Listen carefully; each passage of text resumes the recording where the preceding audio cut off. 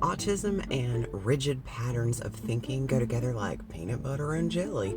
It's a hallmark sign. It's a trademark sign of autism. It's a diagnosable sign of autism.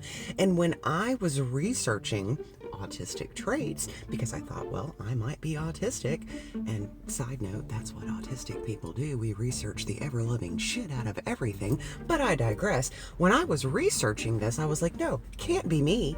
Not me. I'm very open-minded, and honestly, I am.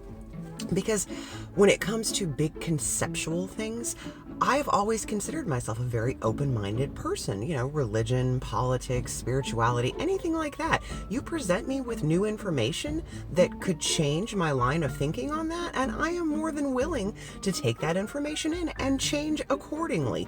That, though, is not necessarily what rigid patterns of thinking means.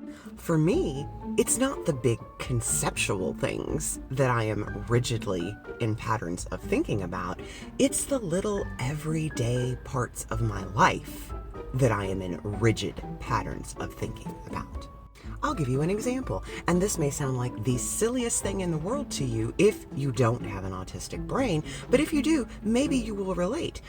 I planned to make tacos for dinner one night. I took out hamburger meat, had planned this all day long, came home, got the hamburger meat out, was getting ready to cook, and realized, crap, I don't have any taco seasoning. And came to a complete stop. That's it.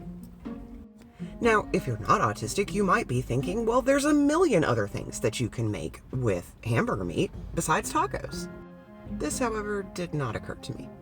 For a literal hour, I sat there to the point of it getting to tears because I didn't have taco seasoning and I couldn't make dinner.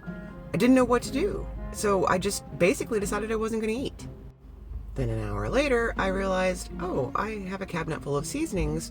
Probably can make my own taco seasoning if I just look up how to make taco seasoning.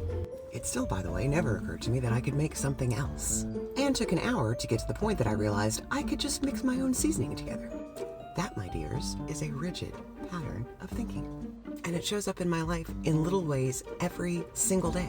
I'm often not able to see my way out of complex situations because I only know one way to do things, and that's the way my brain gravitates to. Happy Autism Awareness Month. Let me know in the comments if you can relate. Because autism comes in all flavors and it doesn't always look like what we think it does. Okay, thanks. Love you. Bye.